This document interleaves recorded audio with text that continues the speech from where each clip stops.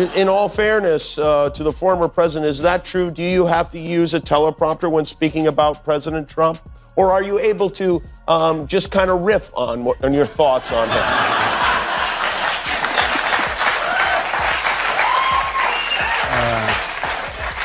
Yeah, he's so f***ing stupid.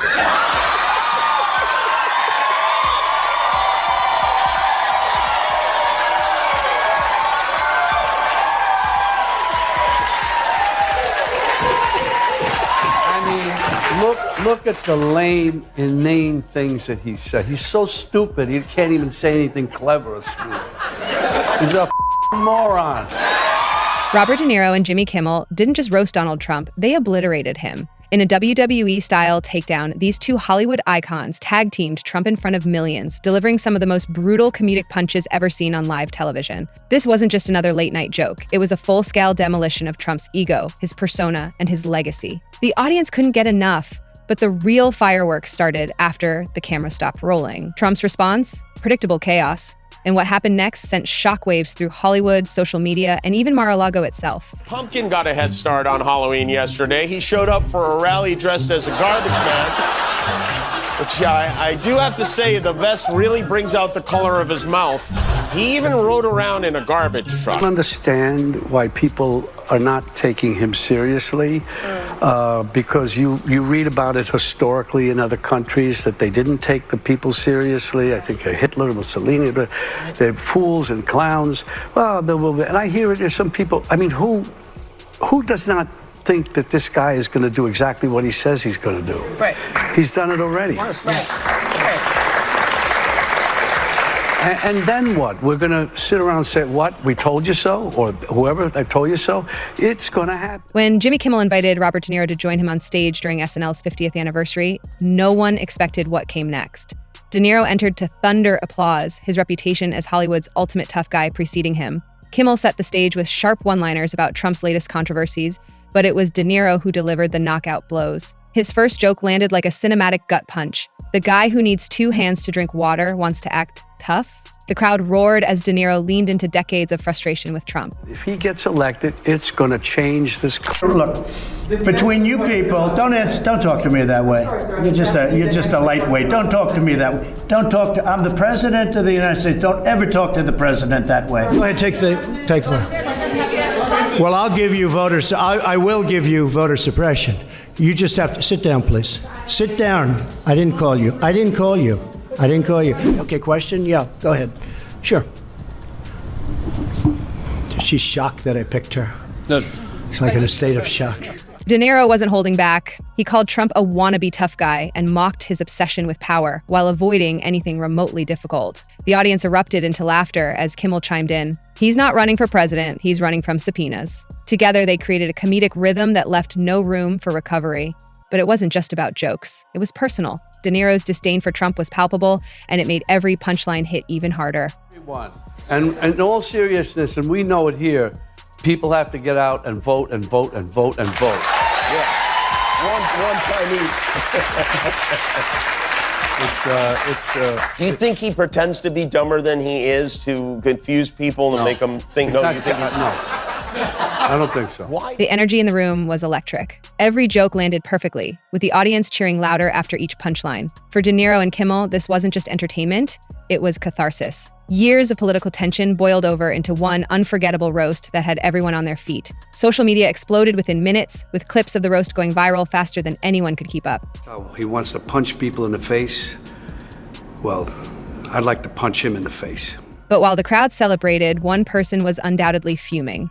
Donald Trump himself. Somewhere in Mar-a-Lago, he was likely pacing his golden hallways, phone in hand, preparing his next unhinged rant on Truth Social. And when it came, it didn't disappoint. Is in the first week of a criminal trial, the first president to be on trial for a criminal offense for paying hush money to a pornographic film star. He was in court all day Monday. He was all day yesterday. Today he had a day off. And how did he spend that? Brunch with Melania? No. Maybe a catch with Barron in the yard? No. Ranta Claus got up bright and early to post 165 venomous words about yours truly. Trump thrives on feuds, and this one was no exception. Within hours of the roast airing, he unleashed a barrage of posts attacking De Niro and Kimmel. He called De Niro overrated and accused Kimmel of being a washed-up hack. But his insults didn't land the way he hoped. Instead of defending him, social media turned his rants into memes. Jimmy Kimmel's a loser. We would do Jimmy Kimmel. I'd do Jimmy Kimmel. I did him a lot. Yeah. He used to greet me on the sidewalk outside of his studio. I'd come in. This was before politics, of course. But I'd come in, and he'd be standing on the sidewalk. Oh, sir, may I bring you in? He'd bring me in every time. And then I ran for politics. I never, got involved with him much. But all they do is talk bad about Trump. That's all. The whole show is talking bad about Trump. He is a ridiculous person. One viral post compared De Niro's iconic roles in Goodfellas and The Irishman to Trump's cameo in Home Alone 2. The caption, one is an Oscar-winning legend, the other got lost in a hotel lobby. The internet wasn't just laughing, it was celebrating. As if things couldn't get worse for Trump, Hollywood A-listers began piling on. Stephen Colbert dedicated an entire segment to breaking down Trump's meltdown with surgical precision. Seth Meyers reenacted Trump's Truth Social posts with dramatic piano music in the background. Even musicians got involved. Within 48 hours, someone had remixed De Niro's speech into a dance track that topped trending charts. Donald Trump is just a master of comedic comments. Talk show hosts, are they great, or do we need to make them great again and kind of go one by one here? Oh, he's terrible. He's great or great again, Jimmy Kimmel? Well, he's not, he's not. First of all, they all have bad ratings. The one that's the most successful is Greg. Who? Greg Gutfeld.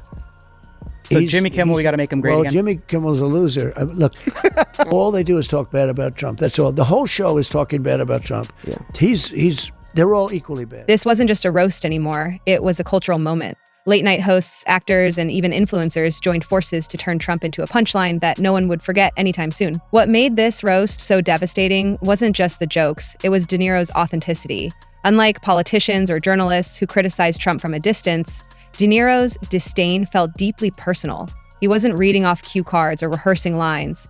He was speaking from years of frustration and anger. Back in the day when I was on the prime time of Fox and you were on the prime time of CNN, a couple of hours after our shows ended, late night comics would come on and they occasionally would make us laugh, Pierce. As you know, they've abandoned that game now and they're just political operatives out there. It was a terrible night for women, for children, for the hundreds of thousands of hardworking immigrants who make this country go. For healthcare, for our climate. It was a terrible night for poor people, for our allies in Ukraine, for NATO. And guess what? It was a bad night for everyone who voted for him, too. You just don't... Just get over yourself. When De Niro said he'd like to punch Trump in the face, it didn't feel like hyperbole. It felt like something he genuinely considered doing at some point. That raw emotion resonated with audiences in a way that late-night comedy rarely does. Kimmel wasn't about to let De Niro have all the fun. During his next monologue on Jimmy Kimmel Live, he doubled down on the roast by mocking Trump's reaction to their performance. "Ladies and gentlemen," Kimmel said with a smirk, "we did it, we broke him." He then rolled a supercut of Trump's frantic Truth Social posts while the audience howled with laughter. You and I have something in common. We have both been immortalized on social media by our former president, Donald Trump. Yeah. We have, I think this might have been the first time he wrote about you. Robert De Niro, a very low IQ individual, has received he spelled two wrong, many shots to the head. By real boxers in movies. I watched him last night, truly believe he may be punch drunk, and then he says, at the end, he says, "Wake up, punch." Kimmel even brought out a film critic to compare Trump's Hollywood credentials to De Niro's iconic career, a comparison so lopsided it became its own joke. If there's one thing social media loves more than drama, it's memes. And this roast delivered plenty of material. Side-by-side comparisons of De Niro and Trump flooded every platform imaginable. One particularly savage meme showed De Niro holding an Oscar next to an image of Trump holding a bucket of KFC. Remember the Academy Awards? I said how he's the worst host in the history of the Academy Awards. And this stupid guy goes up, and just before the Best Picture of the Year, the show is almost over. They're waiting for the Best Picture of the Year. He gets up, and he says, and his wife said, "Please don't do it. Please, darling, don't go out." His manager said, "Don't do it. I have to do it." He goes out and reads my truth to the entire audience right before the prime time, the Best Picture.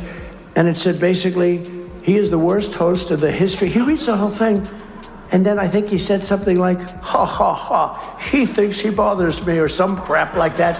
I said, he's one of the dumbest human beings ever. He should have listened to his wife. What a dope.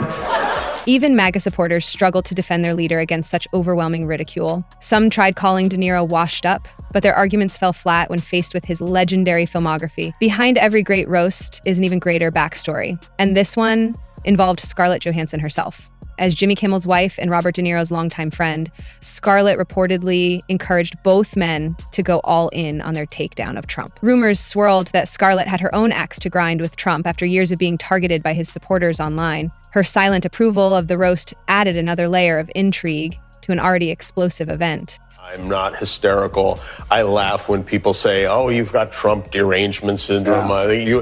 If you're a reasonable person, you should have Trump derangement syndrome. Right. And by the way, I think he has derangement syndrome about us, too. The fact of the matter is, this is a dangerous person.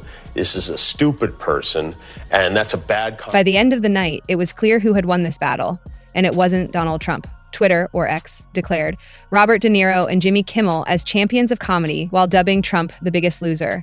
Hashtags like De Niro roast and Trump meltdown trended worldwide for days. Even news outlets couldn't resist joining in on the fun. Headlines like De Niro destroys Trump dominated front pages across America.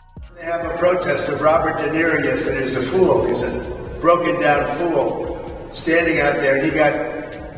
But this feud is far from over, because if there's one thing we know about Donald Trump, it's that he doesn't let things go easily, or ever. Whether through more Truth Social rants or surprise interviews where he tries, and fails, to clap back at his critics, you can bet this story isn't ending anytime soon. I just got a review, and has there ever been a worse host than Jimmy Kimmel at the Oscars? His opening was that of a less than average person trying too hard to be something which he is not and never can be. Get rid of Kimmel and perhaps replace him with another washed up but cheap ABC talent, George Slopanopoulos. He would make everybody on stage look bigger, stronger, and more glamorous. Blah, blah, blah. Make America great again.